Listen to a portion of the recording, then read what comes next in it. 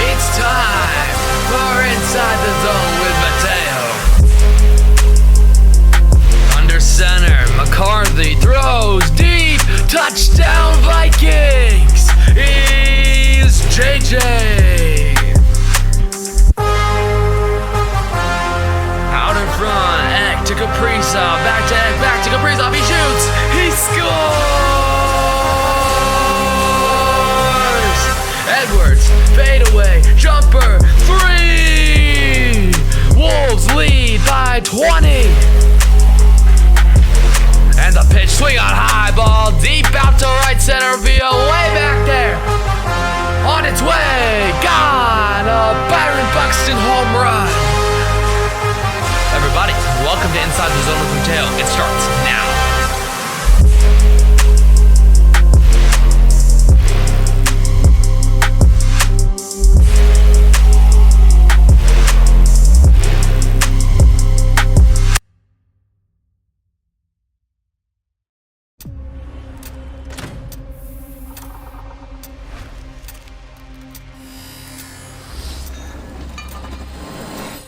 The goal here is to build a team that can compete for the Stanley Cup. I mean, you can't compete for the Stanley Cup until you make the playoffs. I'm just happy to get the chance to play hockey again. League is hard. It's hard to win. The competitive balance is at an all-time high. It's a win here, win there. That's the difference of being in the playoffs and having that chance to vie for a Stanley Cup. I have every intention to win in Edmonton. That's my only focus. You gotta love the confidence of this kid. Back for the celebrating in. Put hard, down the way. Score! As advertised, if not better. Mentally and emotionally, he has leader written all over him. This guy has star potential. The chasing days are done. Tage Thompson. McKinnon flying into the zone. Hockey has grown immensely in Florida. I'm excited to see this team. The players are chomping at the bit. Want to get back in the playoffs, you got to earn that right. Preds rain down. Lord Stanley staying in South Florida. The Florida Panthers are back-to-back Stanley Cup champions. Once you do it once, it's addicting. You want to do it again. We got to do it again. Ready to drop the puck on a new season in the National Hockey League.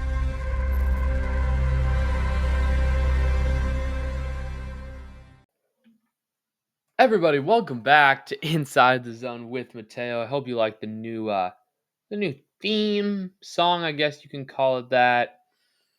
But yeah, as you can see by the thing on your screen or the title of this episode, because we are also on Spotify right now. So go ahead and follow me on Spotify. Listen on Spotify if you don't want to just watch it on YouTube.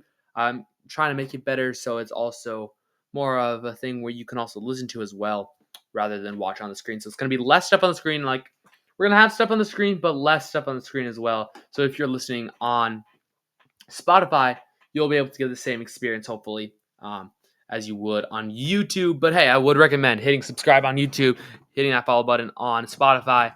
And also, I'm on X. I believe that my link is in the description of the video or the description of my channel. You can check in over there, hit that link, follow me on X, where I will post updates on my schedule.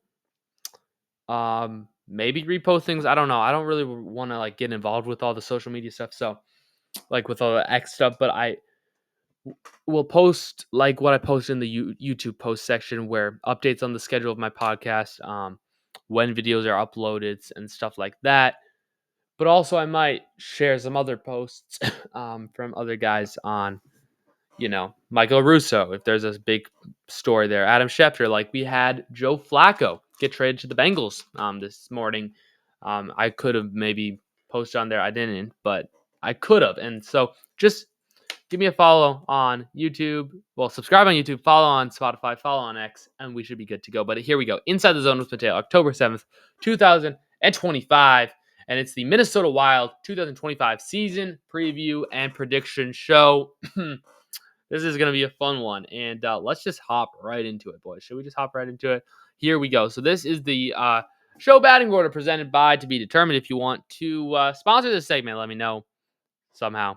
Email, comments, send me a DM, etc., etc. And we can get you on the slide that says Inside the Zone with Mateo show batting order presented by To Be Determined. But this is the quick batting order. I'm going to try to move through this very quickly. Short show here. As you know, the NHL season is starting today. In just a couple of hours, as I'm recording this, it's about 2:30 p.m. Central Standard Time. But if you're watching on YouTube, you already have seen what's on the screen. But if you're listening on Spotify, if you're listening in the car without watching the video on YouTube, this is the batting order. This is what we're going to be looking for today. If we're following a little bit of a lineup, we're going to be looking at who's on the Minnesota Wild's team now entering the 2025-2026 season. We're going to be looking at the expected lineup for opening night. There's been major injuries for this team. There's going to be some rookies. There's going to be some rookies skating in St. Louis on Thursday night for the first Wild game of the season. Then I will give you my individual player predictions, which will include goals, points, wins, shutouts, etc. And then my team predictions, record, playoffs, schedule predictions, all that stuff. And yeah, why don't you hit that subscribe button if you aren't already? We have a lot of viewers. Getting about 30 to 40 views per video, which I think is pretty cool for me who's just starting this. We only have 12 subscribers. Let's get 20 subscribers by the end of November. Let's make that our goal. 20 subscribers by the end of November. We'll see if we can do it. I think we can. So hit the subscribe button, and while you're at it, hit that like button and turn the notification bell on. Notification bell button on, so you never ever miss one of my shorts, one of my videos, one of my posts. Just hit it. Why not? All right, let's get into the show today. So let us meet the Minnesota Wild, the 2025-2026 Minnesota Wild, because there's some new faces in the locker room, some old faces coming back, etc., etc. But yeah, let's go over to MinnesotaWild.com, NHL.com/wild/roster if you want to find the page I'm looking at. And you can see a couple of the forwards here, but we're going to go down through the forwards, see if you know most of these players. So Matt Boldy stays the same. Welcome back, Matt Boldy. Joel Eriksson-Ek. Welcome back, Joel Eriksson-Ek. Marcus Foligno. Welcome back, Marcus Foligno. Then the first name here, the fourth name on the list is new, Hunter Haidt. Who the heck is Hunter Haidt? Well, he is a center. He will be wearing number 43. He's a right-handed shot. He's 5'10", 173 pounds. He's from Canada, and he is from the Iowa Wild. He made the team out of training camp, and because there are a couple injuries that he is now up here. And he got called up recently within the last 36 hours, I believe. He got called up.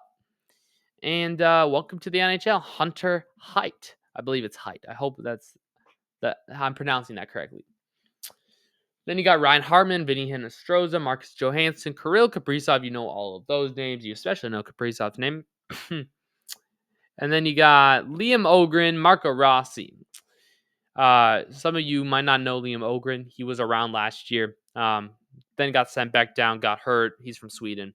Well, but yeah, so he's back. He made the team out of training camp. So did Marco Rossi. And then Nico Sturm is the next name that's like, we know that name, but not really.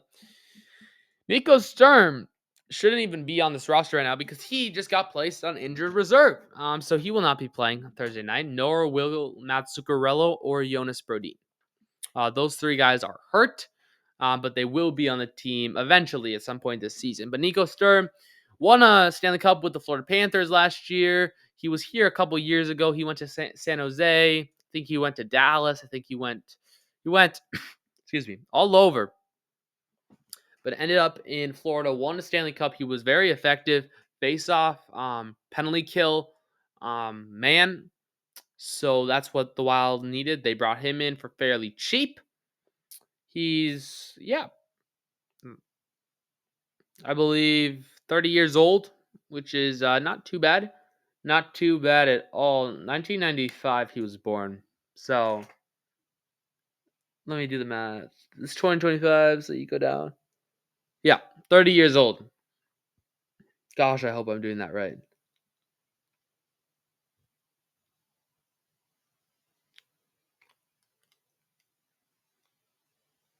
Yeah, I'm doing that right. Yep, okay, we're good. He's about 30 years old. About 30 years old. Nico Sturm, welcome back to the Minnesota Wild. A name that kind of made a big splash. He'll be under contract for the Latin just this year is Vladimir Tarasenko. They bring in another Russian to help Kirill Kaprizov. And yeah, he's older. He's like 34, 35 years old. And I mean, he looked pretty good in preseason, but you know, uh, it's going to be interesting to see how he performs as a Wild. He's been longtime Blue. He's going to be a homecoming for the Blues, basically, on Thursday night, which is going to be kind of cool for him. I mean, to hopefully get a win against his former team. And then Yakov Trenin is back with the Wild. They gave him a 4-year extension, I believe, at the end of last year. I really like Trenin, a good third or fourth liner, penalty kill. He can help you when you need it, when you're shorthanded, et cetera, et cetera. So I like that at all. And then the last name of the forwards list is Danila Yurov. And Yurov is another young Russian. They brought him over from Russia, brought him over from the AHL, and made the team out of training camp and preseason. Looked pretty darn good. He'll be playing third and fourth line this year, probably. He'll wear number 22. He'll wear Kevin Fiala's last old number. And yeah, I'm super excited. Super darn excited for this group of Wild forwards. And now let's move over to the defensemen. Where, yeah, Zach Bogosian, welcome back to the squad. We all know Zach Bogosian. I don't know how long he's going to be here, though. I feel like there's a lot of young defensemen that we will get into in a second. But I feel like Zach Bogosian, this might be his last year with the Wild. He's getting up there in age as well. He's older than Tarasenko, so you can get the idea. Late 30s. So we'll see. I do like Bogosian. There's nothing wrong about him. It's just I feel like this could be one of his last years with the Wild, just with all this young defensive talent coming up from the AHL. Next up, Jonas Brodin. As I said, he shouldn't be on this list at all, as he is hurt. He's on IR. He will probably not play around till November or December. But welcome back, Jonas Brodin. He's a fan favorite for sure. Zeev Buyum. Zeev Buyum, whatever you want to call it. Same guy, Zeev, I like to call him. Zviv the Buyum. Yeah, these names I probably have the fun. NHL players probably have the most fun names because they come from all over the world. And by the way, Buyum, he's from San Diego. But it's funny. It's funny how these names are so weird. Like Jonas Brodin, like Jules Eriksson, Vladimir Tarasenko, right? You get a variety of names, which I think is really cool, and that's why other sports don't have as much. I think soccer does, but like NBA is mostly American. Like you got Jokic, you got Giannis Antetokounmpo, but like other than that, I guess it's pretty more international. But NFL and MLB, you got a lot of Americans or South American names, and so I just like to get all over the world. Sorry for pronouncing these names wrong, but hey, it is what it is. Let me know who your favorite international, other than I'm gonna say Canada and US. Who's your player? Who's your favorite NHL player who's born outside the US and Canada in the NHL right now? And I think Kirill Kaprizov could be your favorite right now because he was born in Russia. But yeah, Zeev Buyum, I'm excited for him. He's gonna man the power play at the point. And I'm really excited for him. I think he's a good offensive defenseman. And yeah, I'm excited for him to hopefully maybe make a run for Rookie of the Year like we had Brock Faber. Speaking of Brock Faber, there he is. We all know Brock Faber. He should probably be the captain in a couple of years. He's a little young, but we love Brock Faber around here. I got a jersey. I got a Brock Faber jersey, boys. Yeah, we do. Practice jersey, which is kind of cool. It is kind of cool. And then we got Damian Hunt. Damian Hunt, I believe, second stint with the Wild. He was with the Wild a couple years ago. couple years ago. I think he never made it to the maybe he played 1 or 2 years with the Wild, but he's young. I believe he was with the AHLers, Iowa, then got kind of moved off of waivers, and then he's back here. I like it a lot. He's probably not going to start, but if there's more injuries, like defensemen get hurt the most because they're blocking 80-mile-an-hour slap shots. It's a good backup to have off your bench, and then for back-to-back days when you got older defensemen like Bogosian, then you can throw in Damien and another guy, David Jiricek, who's coming in. We can talk about him in a second. Actually, no, let's talk about him right now. David Jiricek was supposed to play last season. John Merrill ended up taking his spot. John Merrill is no longer on the Wild, but David Jiricek got hurt, but he's supposed to be super talented. I've seen him play a lot. I've watched him highlights. I've watched him play preseason. He looks really confident with the puck, and I'm excited to see what he brings to this team as well. And then the other two defensemen on their list are both people we know. Jake Middleton, Jared Spurgeon, the captain, of course, both from Canada, Alberta.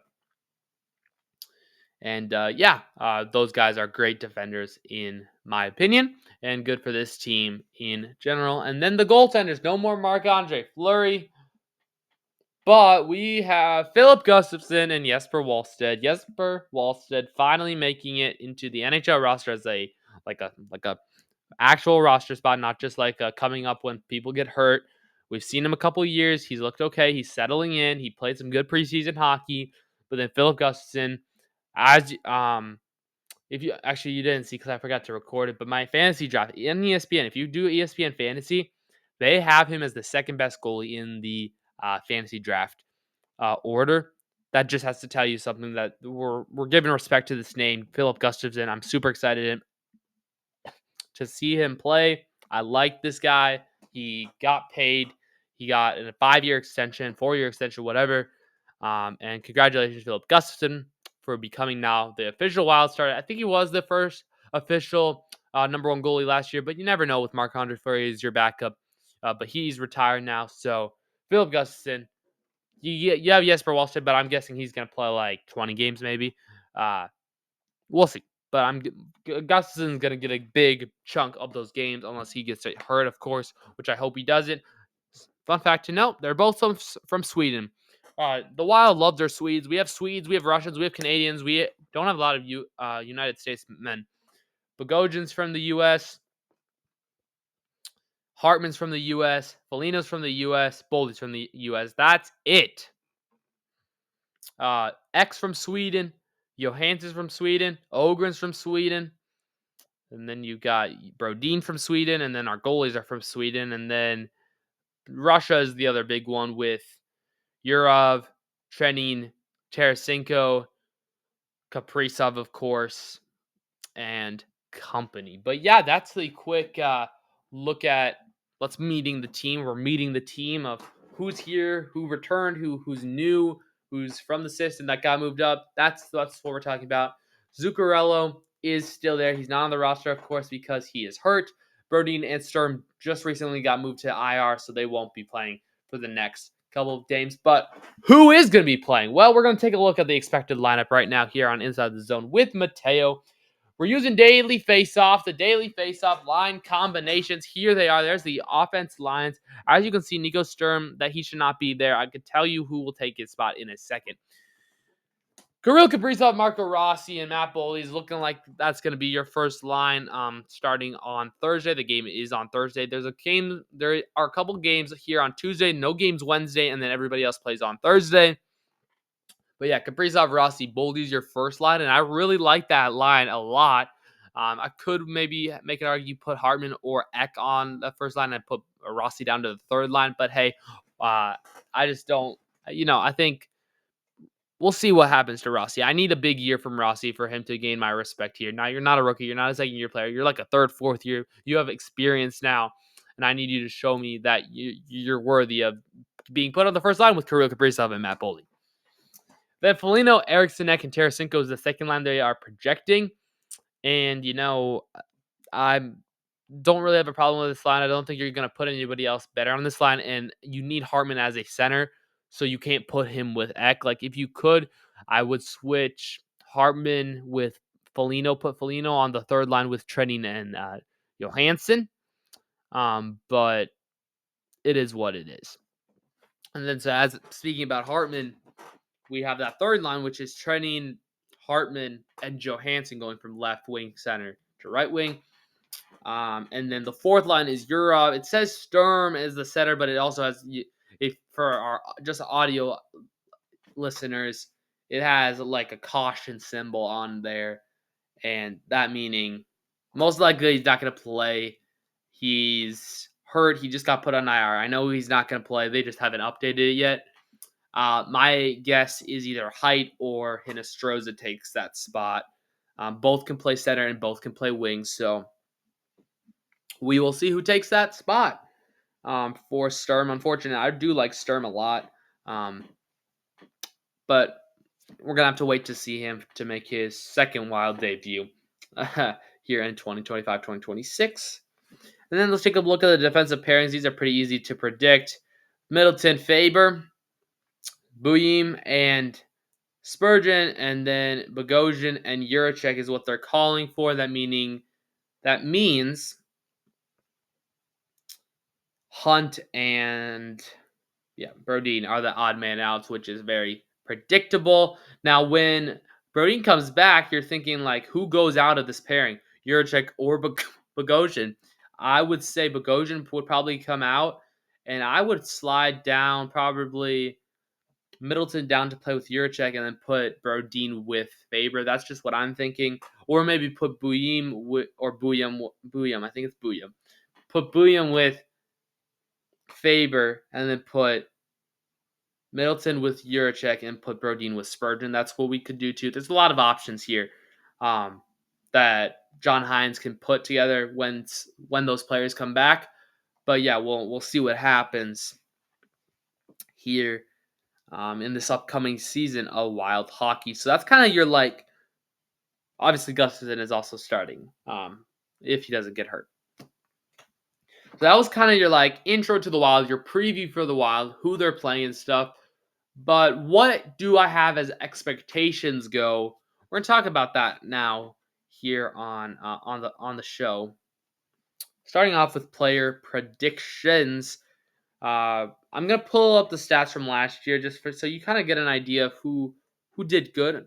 I did forget to mention Freddie Gaudreau. Freddie Gaudreau left. He's now with Seattle, and he was a big part. He had 18 goals, 19 assists last year in all 82 games, mind you. So that's the only guy that I could say besides Merrill that you really lost. Oh, and you lost Nyquist. But Nyquist didn't play very long. Kuznetsov got traded last season. Yaku got traded last. Brezo got traded. A lot of these guys just didn't play, or got moved. So that's why I didn't really mention them. But yeah, if for my YouTube audience, you can see Boldy leading this team in 73 points. That's 27 goals, 46 assists. For my expectation for him, that's pretty much what I want him to do. If he can do about a 30-goal scorer, 50-plus assists, just be that second wingman to Kaprizov, especially if Kaprizov either slows down a bit if he gets hurt. Now, I want Boldy to do about that. I'd say a little less is fine because remind you, Boldy played all 82 games. Kaprizov played half a season at 41 games. And Kaprizov still put up 56 points. That was 25 goals and 31 assists last year while only playing half a season. So you're thinking, hey, I want 100 points from Kaprizov. I want 50 goals, 50 assists. That's what I'm kind of expecting. I hope he could be a Hart Trophy contender this year for sure. Him and McDavid and probably Draisaitl as well.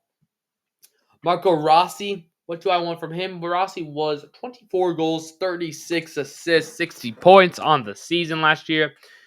I would say, that's pretty good. If we could get more goals out of Rossi than assists, I would kind of be happy with that as well. I kind of want him to be this goal scorer. I would rather Boldy do the assist than score, and Rossi and Kaprizov score more. Kind of same thing with Zuccarello here, who was next on the point leader list with 54 points in 69 games.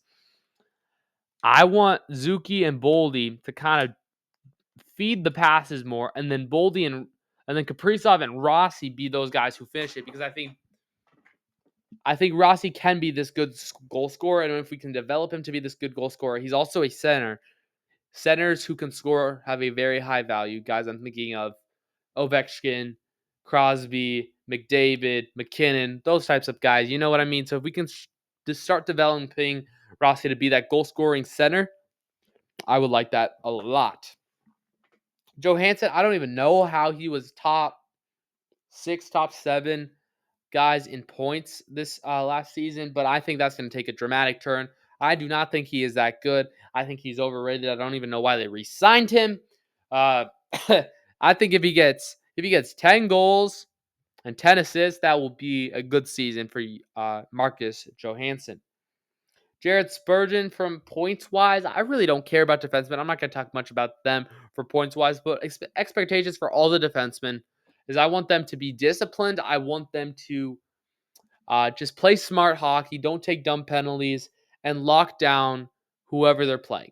If their defense and just help Gustafsson as much as humanly possible, I think helping Gustafsson, even though he is a good goalie, give him the extra help. Why not? I just want them to be a good defensive core. Spurgeon, Brodin, Faber leading the charge for them. These young guys who then we can develop. Hopefully, I think this team has a really good defense. I do think they have a pretty good offense as well. So I'm just like wanting them to be pretty good. I have right, don't take too many penalties. You see, for the YouTube audience, Foligno led the team in penalty minutes at 75 minutes. I don't want people taking more than 40 minutes of penalties, right? I'm gonna click that. Give me the it just gives me the Foligno stats. Never mind. I thought it was gonna give me the full list of players with penalty minutes. I can probably just sort it here. Yeah, it's right here. So yeah, Hartman and Foligno both were at 75 penalty minutes, and then it drops down to 54 with Trenin. And then Boldy, that's one thing. Boldy, the amount of times Matthew Boldy took penalties were awful. He had 51 minutes of penalties. The amount of times the opposing team scored on those power plays were a lot. It happened very often, and I would just say, please, Boldy, please don't take as many penalties. That's what gets me so annoyed with him, is that he's just so young, and he just doesn't seem like he's developing wisely in that way. But yeah, what do I know? I'm just a guy sitting right here talking to my microphone, talking to y'all. Yeah, whoever's watching this. But anyway, that's kind of what I'm thinking for the penalty minutes goes, as well as Foligno. Joel Eriksson Ek, he got hurt too a lot. He only played 46 games last season. How is that even possible? Wow. But yeah, if he can be that number one line center, I feel like he's our number one center. I don't exactly know why he's not always on the top line. I know Kaprizov and him don't play the same game, but I think having Ek in front of the goaltender as often as he goes in front of the goaltender could be so beneficial to the goal scorers in Kaprizov, because then you have another body in front of the goaltender, and maybe he can block his vision or something, and then Kaprizov can get a good goal. And I want Kaprizov to go off this year. I want him to show why he's the highest paid player in the NHL at almost $17 million every year for the next 8 years. I would like him to be that goal scorer, to show everybody why he deserved that money, if you know what I mean. But yeah, I don't think I'm going to talk about anybody else really. I think that's the majority, and I think it would just be I would just be repeating myself all the time, of what I want, right? Those are expectations, and now predictions kind of go into that. I think Kaprizov can get 50 goals. I think Boldy can get 30 goals. I think this team is going to be a high-powering offense with good defense. I do think this team is going to be pretty good. I think they're going to be pretty darn good. No matter what y'all think, I think they're going to be pretty good, and I'm really excited for this team. They got Kaprizov signed. I'm all in. I'm all in on this season until they let me down in mid January, should I say? Yeah, mid January until they let us down. But yeah, those are just kind of mini player predictions. And then we can talk about goalies. I think Gustafson gets 40 plus wins on the season.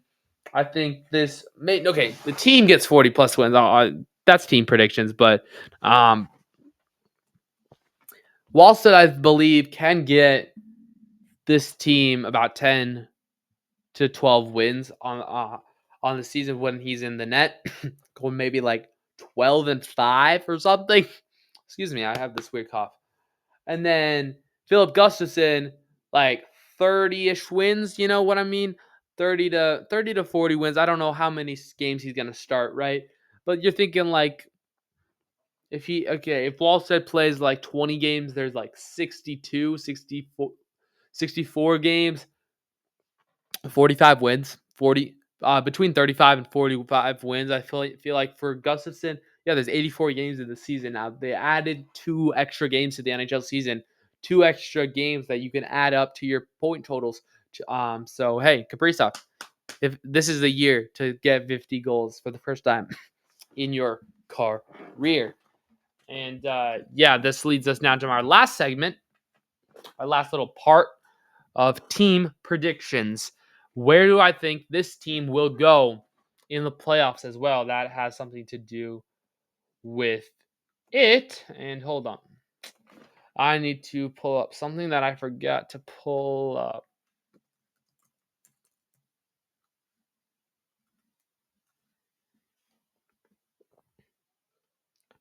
Sorry.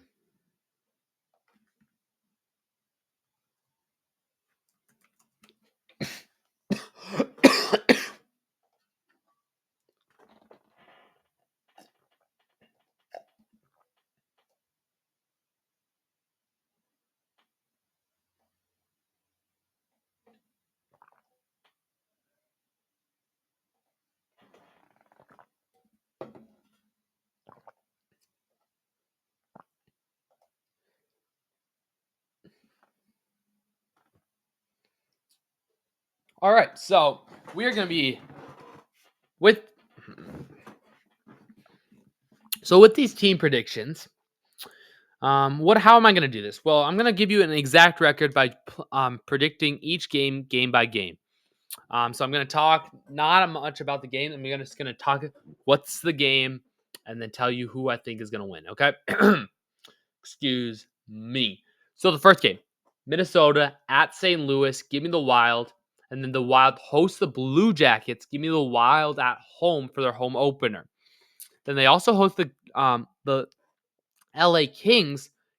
Give me the Kings in that one. I feel like the Wild never seem to beat the Kings. I feel like that's just a game that they could lose. And then the Wild go to Dallas and give me the Dallas Stars. And then continuing on this road trip, you go to the Washington Capitals. And I think you pull out an overtime win in Washington. Then you got a back-to-back game in Philadelphia. Give me the Wild in Philadelphia. I think these are pretty easier games to predict.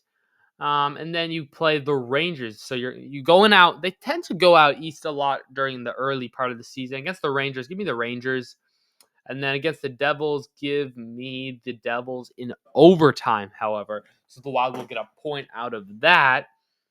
And then they host the Utah Hockey Club. Give me the Wild in that one. And they host San Jose Sharks. Give me the Wild in that one as well. By the way, that is a back-to-back games with Utah and the San Jose Sharks weekend Saturday, Sunday for games 9 and 10 on the season. Game 11.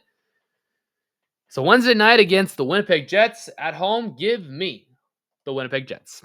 I'm sorry, guys. I'm just going to pick the Jets. I can't pick the Wild to go a million, like 82-0, right? I can't.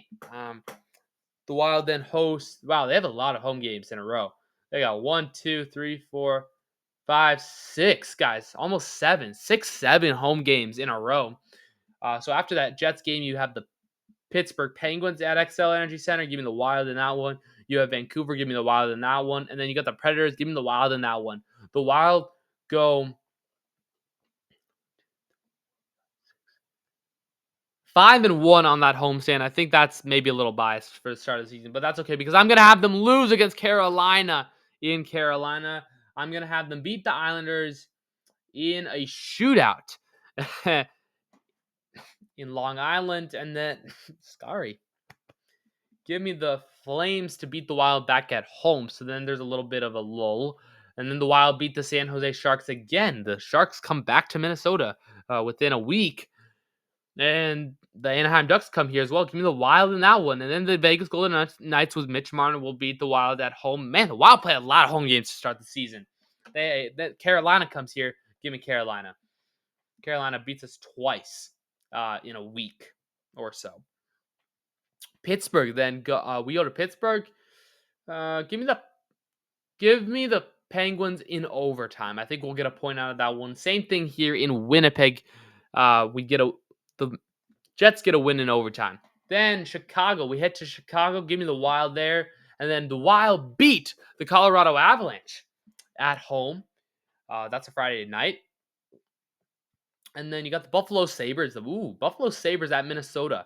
Give me the Wild. And then have the Wild beat the not the Eagles. Dude, I'm in football mode. Y'all, YouTube audience, you know what I'm saying. The Spotify audience doesn't know what I'm saying at all. The Wild beat the Oilers, boys. I got to get back into the hockey groove. I've been talking about MLB, NBA, and NFL. Oh my goodness, bro. I just keep messing up teams. But the Wild always seem to beat the Oilers. Give me the Wild against the Oilers, even though it's in Edmonton. I don't care. And then the Calgary Flames will beat us. Did I have them beating? Wait, hold on. Never mind. We're gonna steal a game in Calgary. We're going to steal a game in Calgary, and then Vancouver beats us in Vancouver. Seattle, I feel like we could lose that game. Let's win it in overtime. And then we lose to the Stars at home. We lose to the Senators at home. We lose to the Bruins at home, where then we beat the Capitals at home. So we go 1-4 again on that homestand.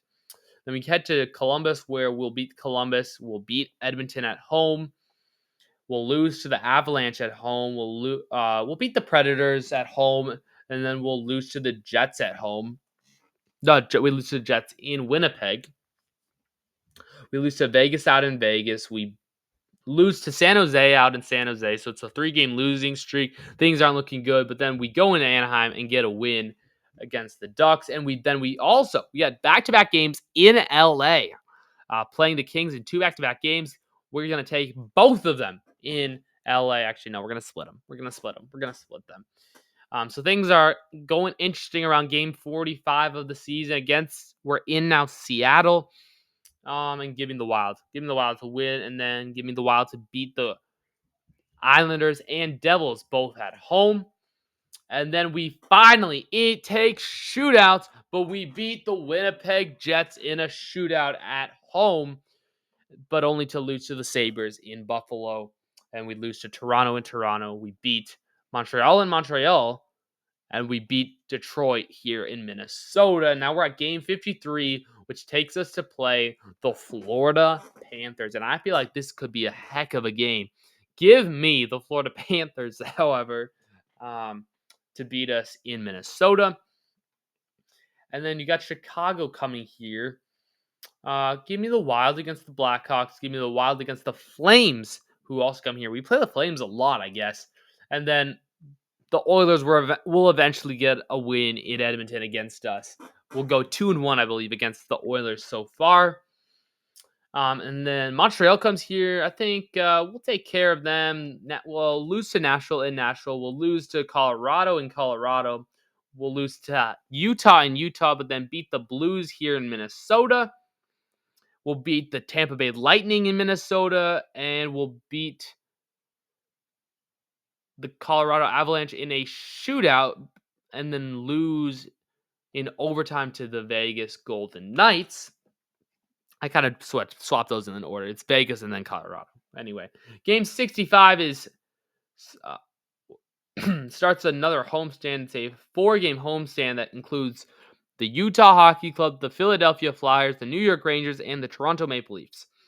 We're going to beat the Flyers. We're going to beat the Toronto Maple Leafs. We're going to lose to the Rangers and beat the Utah Hockey Club. So now game 69 and 70 are home and away against Chicago. Chicago beats us in Chicago. We beat Chicago in Minnesota. Give me an overtime winner from Kirill Kaprizov. And then we lose to Dallas in Minnesota. Game 72 and 73 are games in Florida playing the Lightning and the Panthers. We already, I think, I already have us beating the Lightning once. We can't beat them twice. And then we're going to lose both times to Florida. We're going to beat Boston in Boston. We're going to beat Vancouver in Minnesota. Then also beat Ottawa in Ottawa. But then Detroit will beat us in Detroit. Seattle will beat us in Minnesota. Dallas will beat us. Here, I'll give it an overtime loss just so we get a point against Dallas. Then game 80 is in Nashville, and where we will beat the Predators. We will also beat the Blues in game 81, and then I guess there's only 82. Lose to St. Louis in St. Louis. And the last game of the season, game 82, is a home game against the Ducks where we win that one, which means our record is 45 wins, boys. 45 wins. That's 95 points. What a prediction. Wow, I didn't think I would actually predict them to win that many games. But yeah, here it is. 45 wins, 32 losses, 5 overtime losses, meaning so that's 95 points. I don't know. I feel like it's going to be a little under that. I think 40 wins is probably more accurate.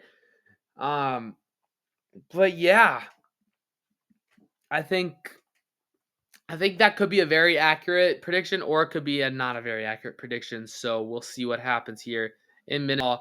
I hope y'all have a wonderful day. Don't forget to give God first and enjoy the NHL season. I hope this is exactly what you needed to predict to start your NHL season. Games start tonight. Hope y'all have a wonderful day again. Don't forget to give God first because it is important. Have a wonderful day. Peace out, everybody.